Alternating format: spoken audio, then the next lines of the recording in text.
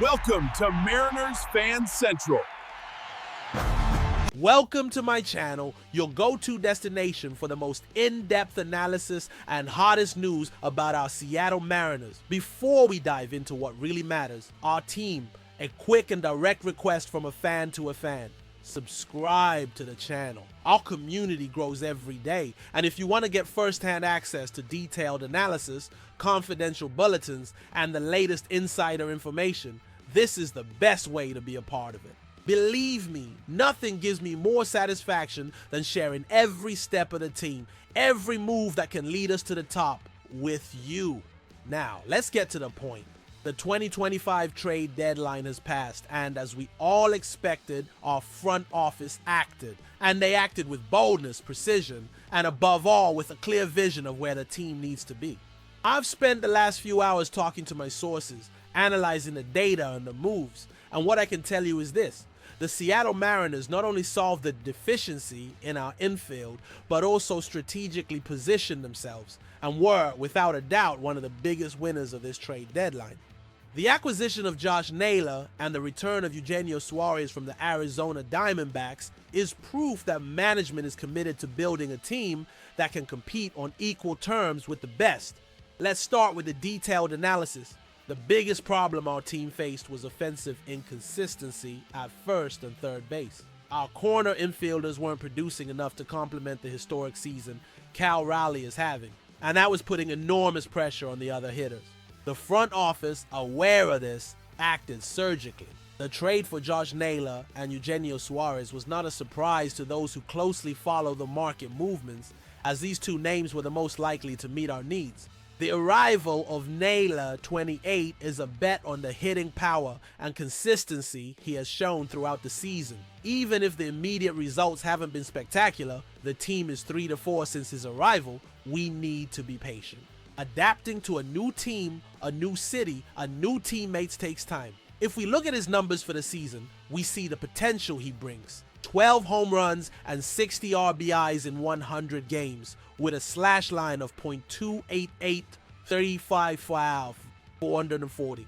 Well, these are solid numbers which demonstrate a base of offensive production that was missing. Naylor is a hitter who controls the strike zone well and can be a key piece in the middle of our batting order. His ability to generate runs and, more importantly, to make consistent contact is exactly what we needed to strengthen first base. His presence in the lineup already creates a threat that opposing pitchers must respect. Now, let's talk about a return that warms the heart of every Mariners faithful, Eugenio Suarez. The big man is back, and he's back with a bang. In his first game back in our lineup, he already showed his importance, hitting a double and contributing to the 6-0 victory.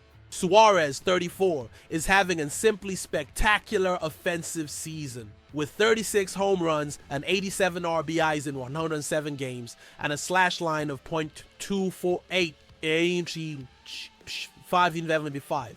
These are elite numbers for a third baseman. What is most impressive about the acquisition of Suarez is that the front office managed to bring him back without dismantling our farm system. He was the top hitter available on the trade market, and our management was able to close the deal intelligently. Suarez's experience in Seattle, his familiarity with the environment, and his teammates is an intangible factor that cannot be underestimated. He is a leader on the field and in the clubhouse, and his presence already raises everyone's morale. The Naylor and Suarez duo is not just a reinforcement, it is a declaration of intent.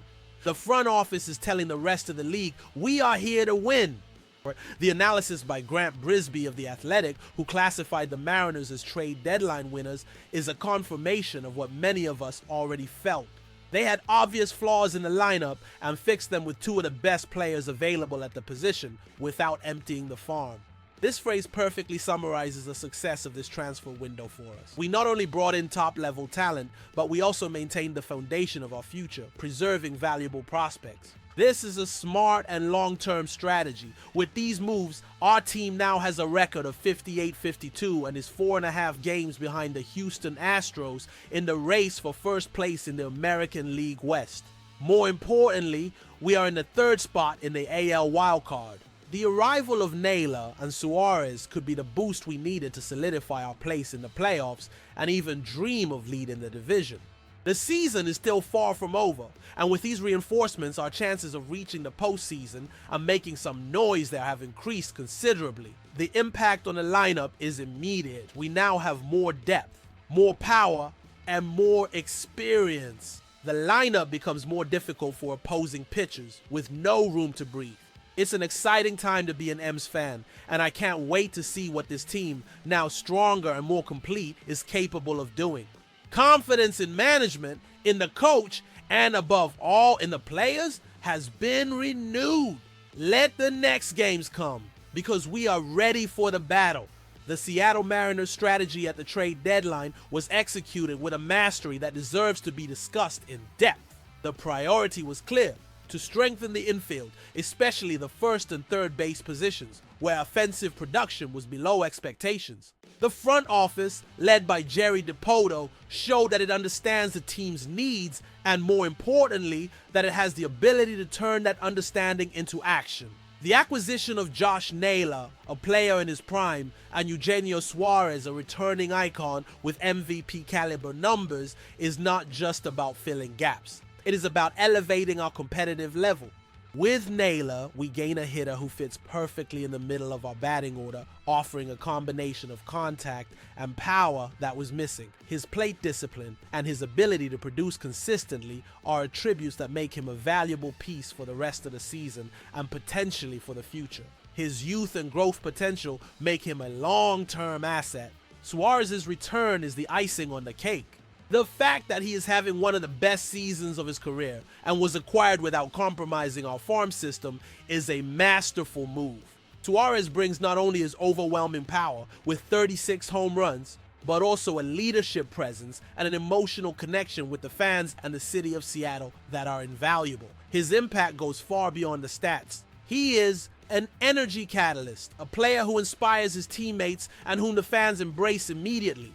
Having Big Man back is having a part of our history and our identity back on the team. Together, Naylor and Suarez create a new dynamic in our lineup.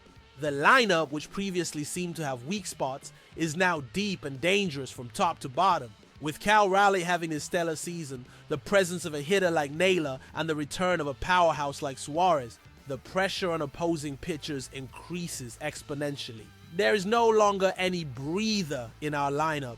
The ball can go into the stands at any moment. The decision to prioritize these two specific players shows a careful analysis of the market and a deep understanding of the team's deficiencies. Other names could have been considered, but Naylor and Suarez were in fact the best options available for what the Mariners needed. Their acquisition was not a panic move, but rather a calculated and strategic step to ensure the team can compete on equal terms. The impact of these moves is already being felt.